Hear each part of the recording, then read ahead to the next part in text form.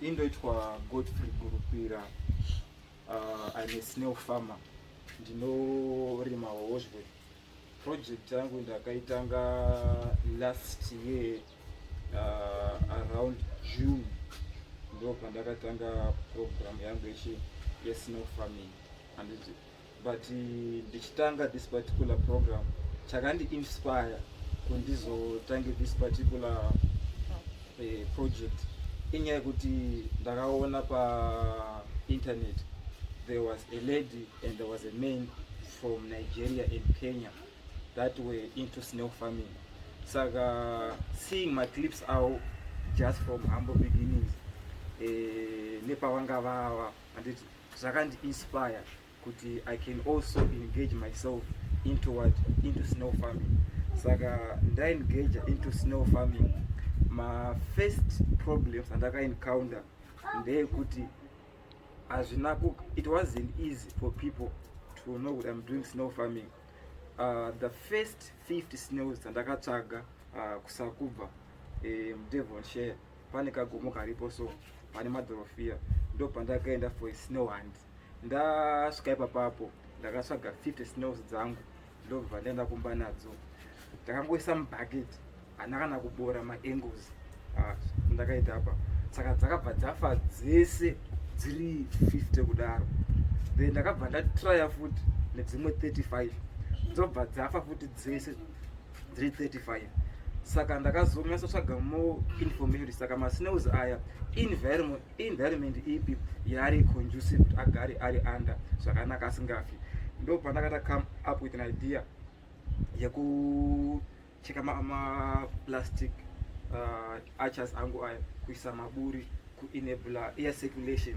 Then number 2 ndobva ndaisa mavhu kumaintain humidity and saka masnails anogara pane nzvimbo isina zuva or light akawandisa so they can survive. Then ndakataka kuziva kuti diet yemasnails ndeipi, pana lettuce, macabbage, vegetables, munga, barley, cucumbers, watermelons. These snails can also eat. Saka nyaya inenge iripo ndeyekuti the bigger the snail, the more the slime. Then the lesser, the small the snail, the small the snail, the less the slime. Saka nehozhwa idzi it goes beyond even kuhistory kwedu. Kutori nedzimwe nyika like vana Italy, vana Rome, there was a time they used snail as a currency, and even my snails aya this was used as a delicacy meal by kings.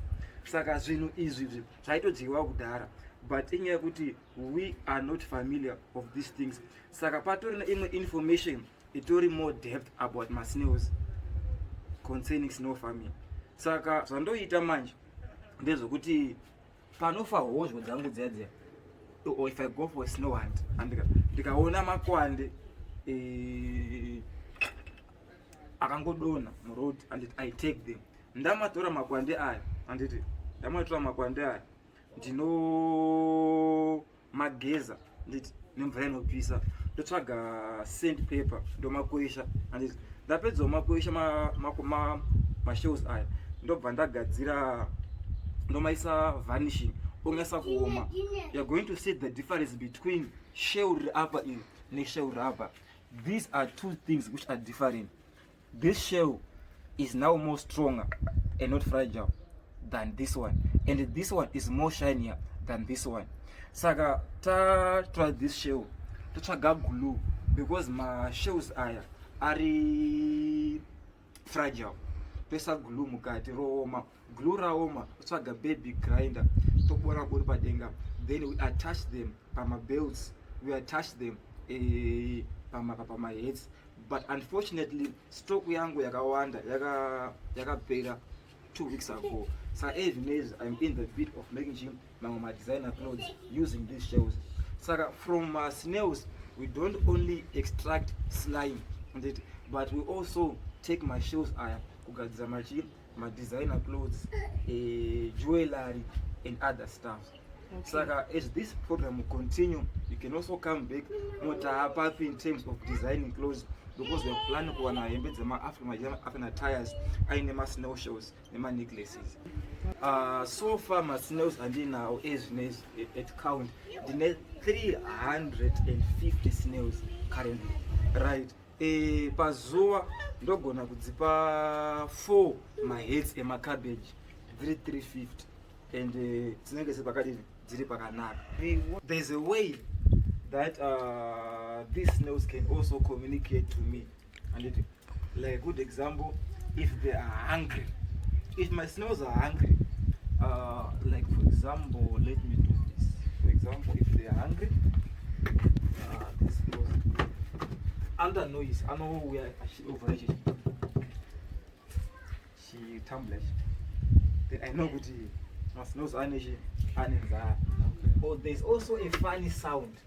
Yeah, no one sounds going again. This snails are so it's either I want to if see them is stable, is there as in answer. As much as I would Buddha, Masnos are in his don't name as you know, Mukatari Saba, but you told right. This one is also eating. This one is also eating. That one, Pakona, is also eating as well.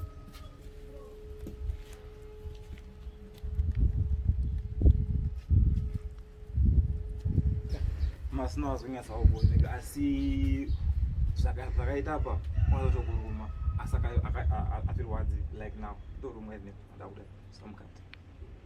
Cinnamon is not going to see 350, 3,500 Mazino by single snail. In a Jera Nazo, my snails are they become part and parcel of my life. Saranto Vunduki and Itochi Kanagudi. Why? Because Sakandipa motivation. If these guys are in Nigeria, they are doing snow farming, and we can also do snow farming in Zimbabwe. So that came as a motivation, especially from this lady I saw from Nigeria, but I forgot the name. She's a snow farmer. Right. Harvesting of slime.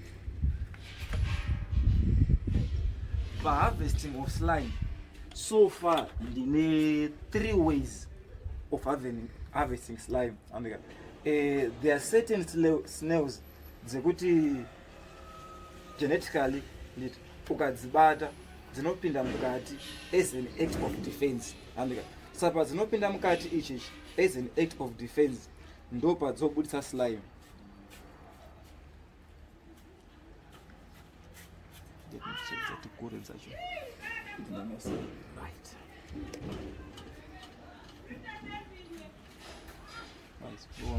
Saka dzakupinda mukati as an act of what?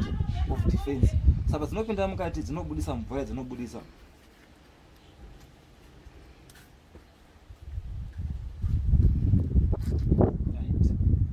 Dzinobudisa mvura dzinobudisa ndete. Saka panenge paine container nenge riri pasapo. Tichitodini harvesta slime yedu. That's the first stage. Then number 2, ndokunosvaga zvakaita glass. Totsiya pa glass.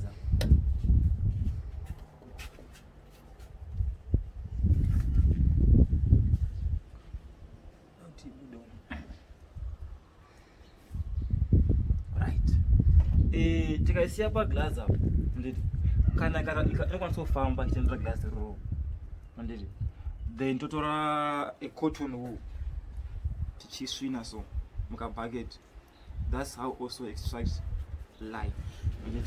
And or else tinongotsvaga chigaba or lid dzakadai so tisina maburi apo. Tongo strike 1 2 3 4 and saka what to do and we just monitor pachi pazinofamba dai so we also extract slime from my snails. The first thing, slime yema snails kana mune munhu ane problem yenzewe, you should take that slime and mukamisa mudzewe muisa cotton wool and banzo yacho mungomira at least 1 hour 30 minutes.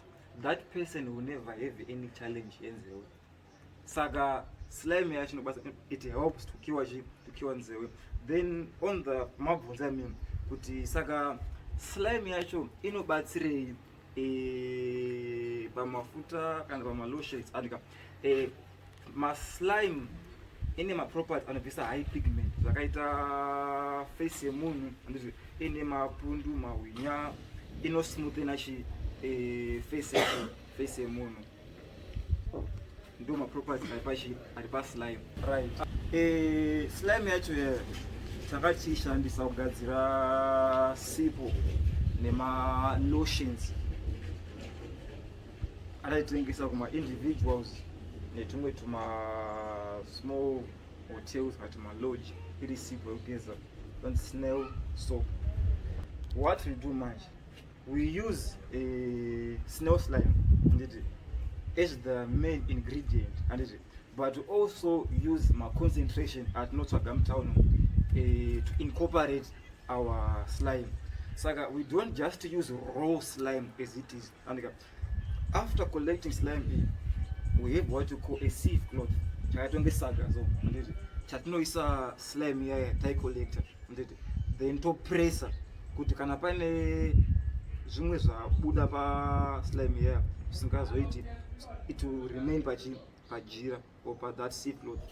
Then the remaining liquid, though inenge ya pure for use. Right, mukationa pani zakukanda mazai manje. Right. Aya, mazaya. Satinozoma collector manje. Why? Because they are so fragile. Saka, you might say, akaska zai. You might doubt me and it. Anyway, fine. Let me prove to you it is zai. I'll prove.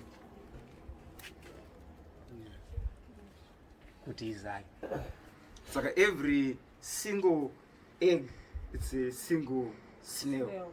Saka, the reason why paine magaba akasiyana inyaya kuti ma bigger snails anodya kupfuura ma smaller snails. And saka hatifanira kusanganisa ma bigger snails nema small snails. They have to be in their different locations. It's indoma. Saka so far these are the biggest snails dzandinadzo. So far these are the biggest snails that I have so far. But on a good note, snails can live up to 11 or 15 years under proper conditioning. Saka aya masnails ari mubhakaitira blue aya anditi totomakwesha nesandpaper kusvika achena anditi then totomaisa mukona pane glue ripapo tozorikwesha futi glue roro tozisa vanishing chinenge chikabudai so ukaona there's a very big difference as well. So how much money have you made from this? Honestly speaking, it's not really much because I'm still starting, but I'm believing as time goes on, this is a lucrative business, or it's a good business. So I'm also encouraging my fellow Zimbabweans or Africans also to join us and engage into snail farming. Hey. It was an easy thing because Panakashitanga it was very secretive and I never wanted anyone to know. Just being honest, it wasn't quite an easy venture because most people, including my parents, my friends, my relatives, after seeing me engaging into snail farming, they asked me, you're only 26 years, but why is it that you're engaging into snail farming? What is it that you've seen? Saka, snail farming from the beginning, yakatombo raise attention. My friends, they left me. My relatives, they said, this guy hasn't a kuromba manje. But honestly, it's only how we see things, our perspective. Because the snail farming is not only keeping snails just for fun, indeed, but there are so many things that we can make from slime, the shells, and the snail farming. As Africans, it really give us pride that we are Africans, and this is what we can do. So we have to be proud of our available resources and use them very well. This is not seasonal. By the way, there are types of snails, but so far we call these snails felices. We have felices, we have ephilis, and we have the great snail. And so far, Handina I'm accommodating myself nema great snails. And but as time goes on, we also want to engage into my water snails, sea snails. We are trying to move and have other particular snails to diversify our project. I don't go to work. This is my way. This is my way.